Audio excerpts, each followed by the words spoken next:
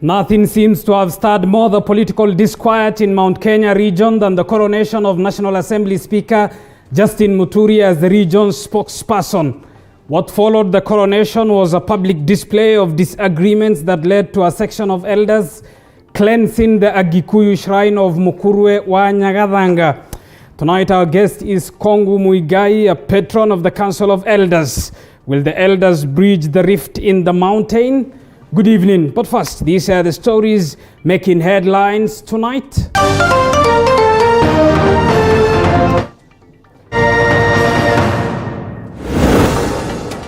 Allies of Deputy President William Ruto and ODM boss Raila Odinga defend their masters over corruption allegations. It is not your role to jail suspects.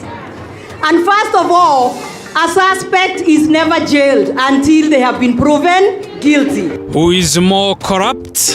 Whenever you mention corruption, there are trembling all over and they're thinking you are calling out their name. Interior Ministry to map out election violence hotspots areas beginning next week.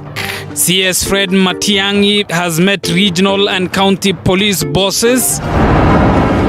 Plus, high cost of living continues to burden Wanjiku. Sasa nilikuwa natumia gas. Sasa nimeanza kutumia gas.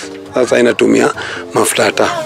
Na mafuta taa imepanda. A citizen has filed a case seeking to have the 16% VAT on cooking gas suspended. Ukitumia kuni wanasema umeharibu msitu. Alafu wanaongeza kodi kwa gas. Sasa wanataka mfanye nini?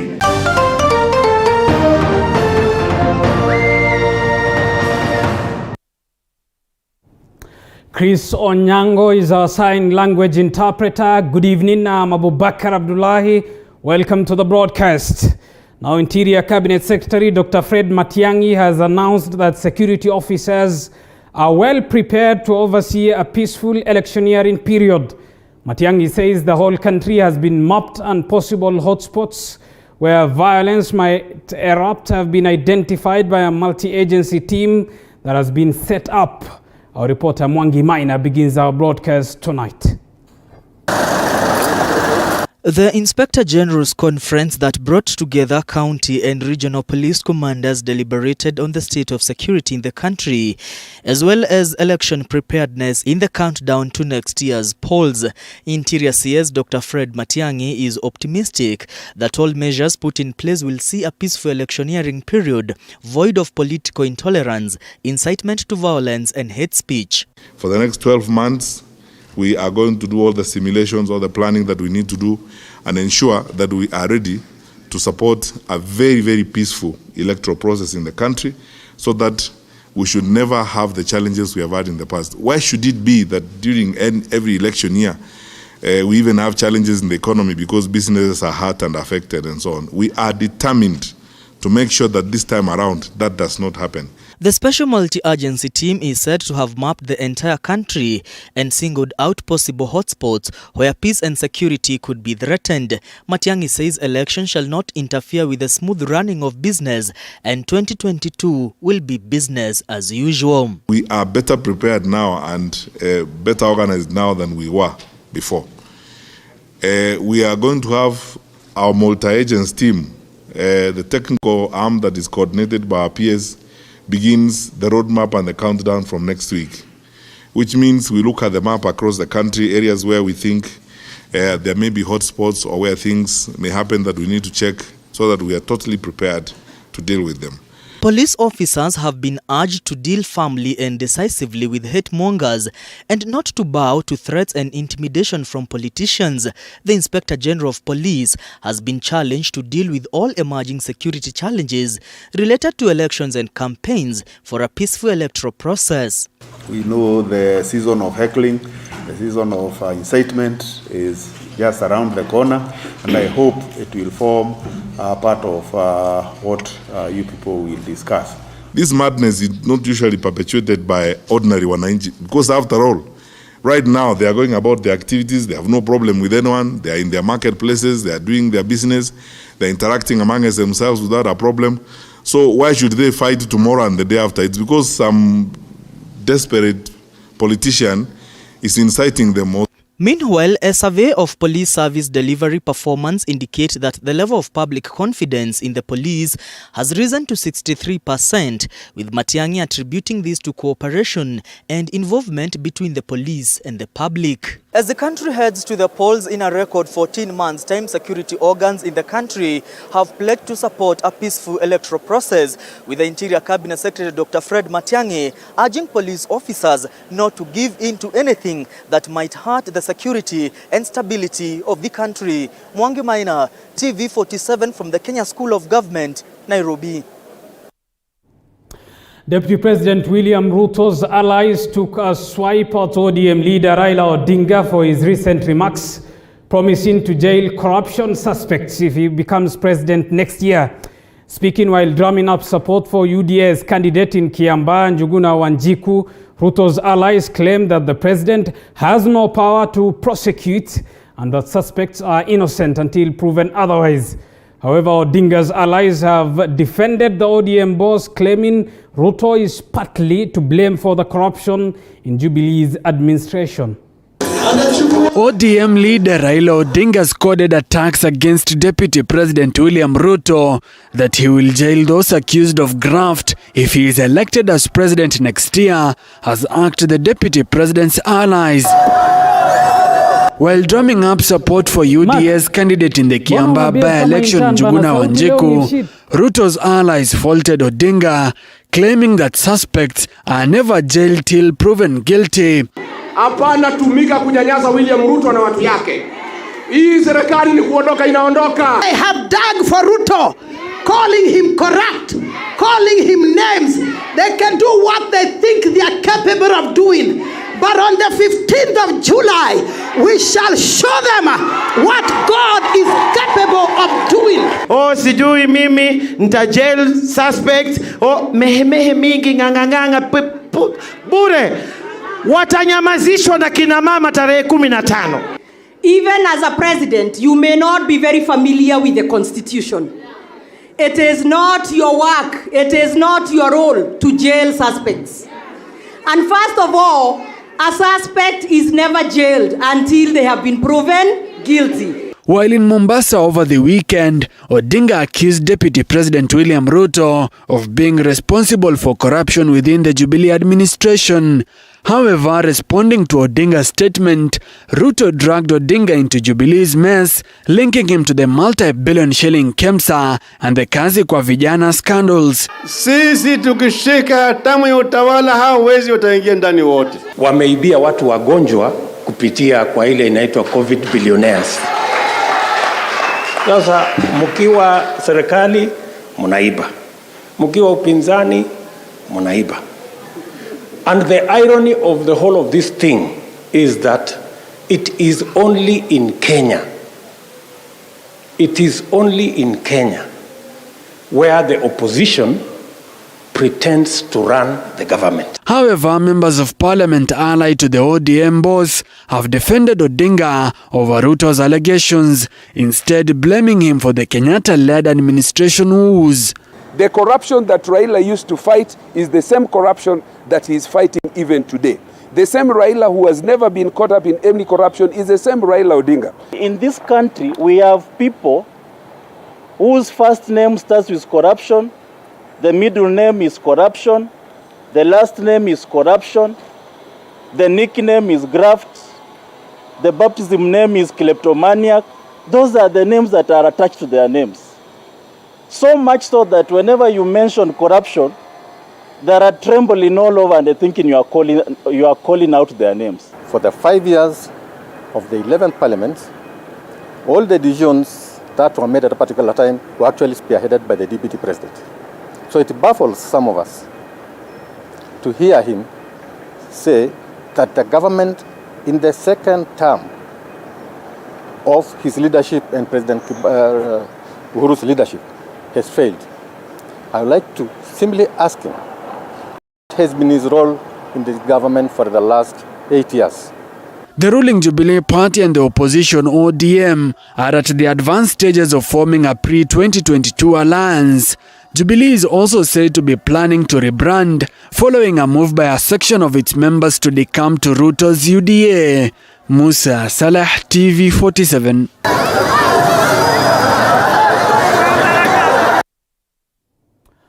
Moving on, ANC party leader Musalia Mudavadi now says election timelines must be observed ahead of the 2022 election.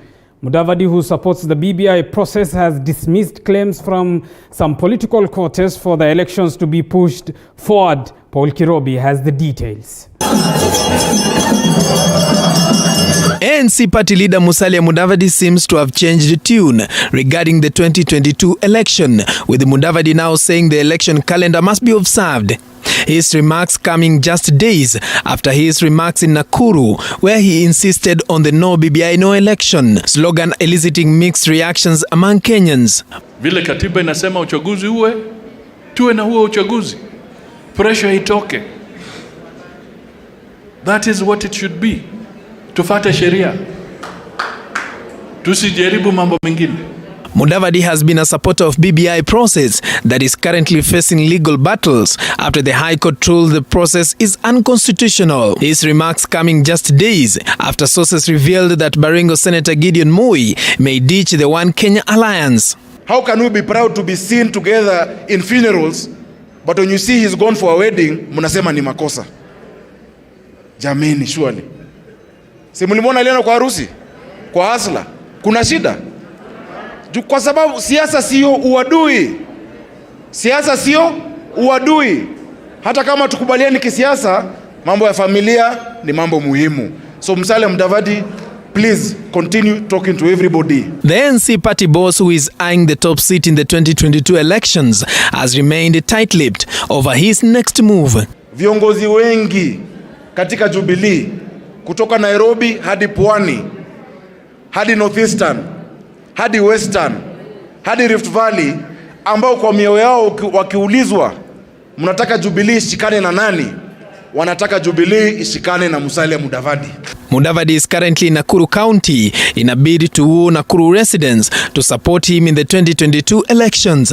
He spent the better part of the day meeting with leaders from the region. Paul Kirobi, TV47, Nairobi.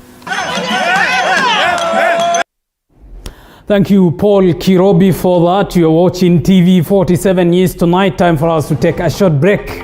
Stay with us.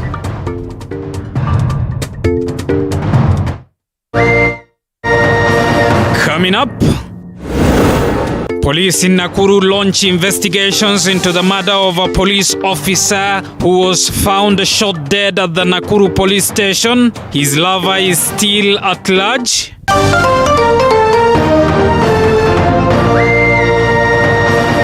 You are watching TV47, the home of untold stories.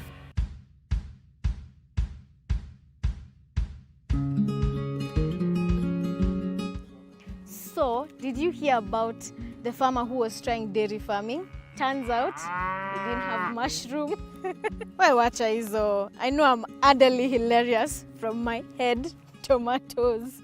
Nitaachana kudragon na hizi farming jokes basi. I was only trying kukuchekesha. Okay, I'll stop. I know my jokes are not very funny. But I know you'll want to know the different kinds of farming we have here on Kilimo Diaries. Join me, Sandra Wahito, every Sunday at 7:30 p.m. only on TV47.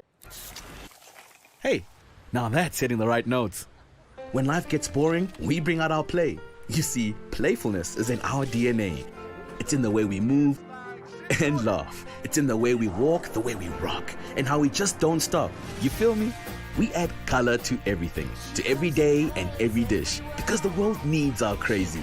We're the different flavors that make life more exciting. We're the ones who add color to every moment. Fanta, color every moment.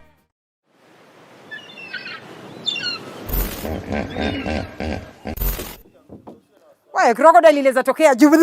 Hiyo sijakula hata unataka nikufe kabla ni. I don't like it. I don't. Miss Kai na hipo ikitokelezea ivuruche simu yangu. No, ni sawa. Those who know me will tell you I'm not a lover of large volumes of water. But for you, we rove the different parts of the country and beyond just to make sure that we bring you the experience. We educate you, we entertain you, and we inform you. That it's not political and it can do something. As we sail the boat of Morning Cafe to enlighten you, entertain you, and inform you every Monday to Friday, only on TV47.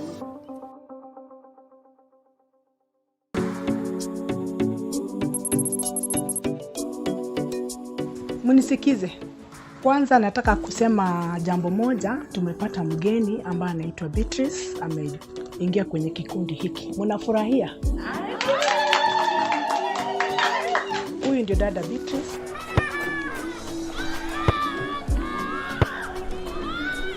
Japo kwa kuna mama tu mmoja anaitwa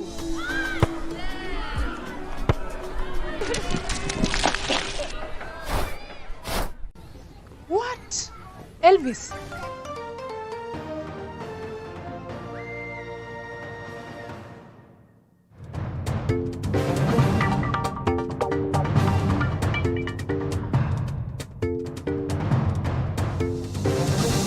Welcome back to TV47 News Tonight. Thank you for staying with us. Let's get to more news now. And Sharon Otieno's murder trial is set to kick off on Monday next week. The trial, which was expected to begin today and continue till the 15th of July, has been moved to start next week after the prime suspect in the case, Migori Governor Okoth Obado, asked the court to suspend the hearing, citing fears of spreading and contracting the COVID-19 Delta variant. However, the Office of the Director of Public Prosecution has dismissed Obado's bid to delay the case, asking the court to make arrangements to accord Sharon's family justice. So I think it will be in the interest of all persons to have the trial begin in the quickest time possible. And because none of us would know how long this pandemic will remain in our midst, we can only take mitigation measures. I have consulted the DR and I am told that there is an open tent that is available that can be used by the court, and it has a capacity of 50 persons. And I believe that if the court were to sit in this open tent and strictly observe the Ministry of Health protocols as to social distancing and the sanitizing, it will be possible to conduct this trial without compromising anybody's safety, especially if the number of participants would be. Elsewhere, Kenyan has moved to court to seek the suspension of the 16% value-added tax on cooking gas. The tax has led to an increase in prices of commodities, making it difficult for Kenyans who are already burdened by the rising cost of living. Lekishon Laban now reports. The Finance Act that reinstated the value-added tax VAT on liquefied petroleum gas LPG has led to the increase in prices of its buying or refilling. For example, in Kawangware at the refilling stations, the prices of refilling the gas cylinders has risen by at least 350 Kenya shillings. Refilling a 13 kg gas cylinder has risen from between Kenya shillings 1,800 or Kenya shillings 2,100 to between Kenya shillings 2,400 to Kenya shillings 3,600. Official data from the 2019 census shows that 53% of homes in urban centers rely on LPG for cooking, compared to 5.6% of rural households. This is the home of Omondi Amani in Kawangware's Muslim area. He says that he has been forced to change from using the gas cylinder to kerosene, which is equally a challenge. Mimi sasa nilikuwa natumia gas. Sasa nimeacha kutumia gas. Sasa inatumia mafuta taa. Na mafuta taa imepanda.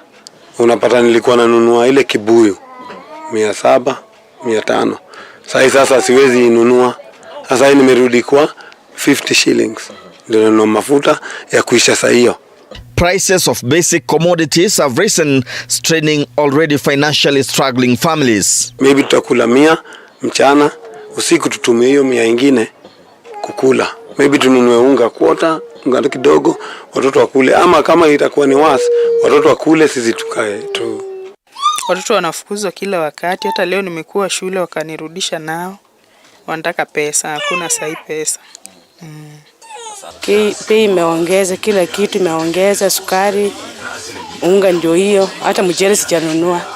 Unaona 2,000 imeshaisha. A Nairobi resident has filed a case in court seeking to have the 16% valued added tax on cooking gas suspended. Ukitumia kuni, wanasema umeharibu msitu. Alafu wanaongeza kodi kwa gas. Sasa wanataka mfanye nini? What people say is your weakness is your strength. That is what Kenya needs now. Kutuliza maneno na kuchunga uchumi wetu. Amani na pesa. The cost of living is already high for many Kenyans. The price rise of basic commodities continues to pile pressure on struggling families to foot daily bills due to job losses and drastic pay cuts following the COVID-19 pandemic. Lekishon Laban, TV47, Kawangware, Nairobi. Moving on, detectives in Nakuru County have launched a probe into the killing of a police officer who was found dead inside his vehicle Monday morning. The deceased 28-year-old John Ongweno was attached to the Nakuru Central Police Station under the crime unit. Our senior reporter Sharon Baranga has the details. The lifeless body of Constable John Ongweno was found inside this car, parked inside Kasarani Police Line Estate in Nakuru County. The car window broken and engine running. Also noticeable was the blood oozing from his ears and nose. Right now, we are trying to investigate and come to the root of the cause of the death, because we cannot say it's a suicide, but what we suspect, someone has done it because the Windows driver has been splashed with a stone to access the officer in the vehicle. 28-year-old Ongweno was attached to the Nakuru Central Police Station under the anti-crime unit. His girlfriend, identified as Caroline Kangogo, also a police officer, has gone missing and she is being treated as a prime suspect. He's been working with us and is a committed officer, very competent in terms of crime busting. We suspect he was hit on the head, but we are yet to identify whether it's a blunt object or a bullet.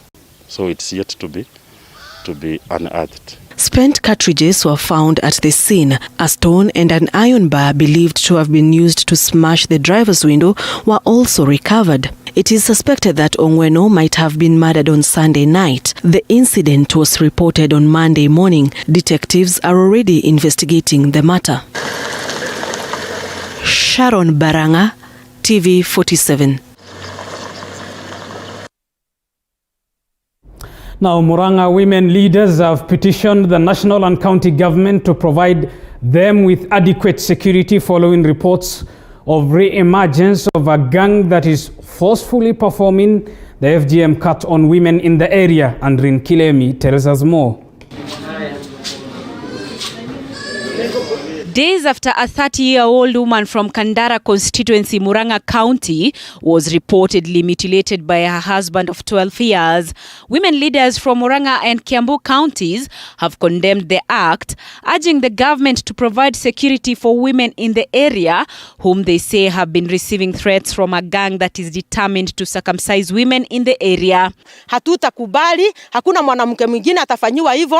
Mungu alituumba na akaona sisi tuko complete. Kwa hivyo hatutaki mtu mwingine mwenye anakuja kutufanyia mambo ingine. We as a community does not subscribe to such kind of culture.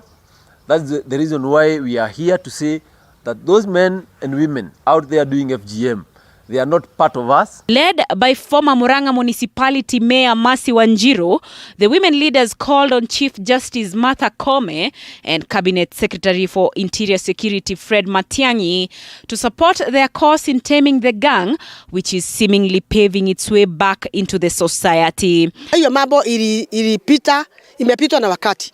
Na ndio tunashindwa, wanataka kuturudisha wapi? Hiyo maneno tunataka ishe na ishe kabisa. Hawa watu wamefanya hiyo kitendo, wachukuliwe hatua, wawe funzo ya wengine. The leaders claim the resurgence of illegal gangs in the area is to blame for what is bedeviling the community.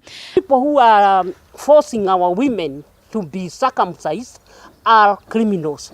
And we are saying as Gema, and I'm sure the whole of all the women in the country,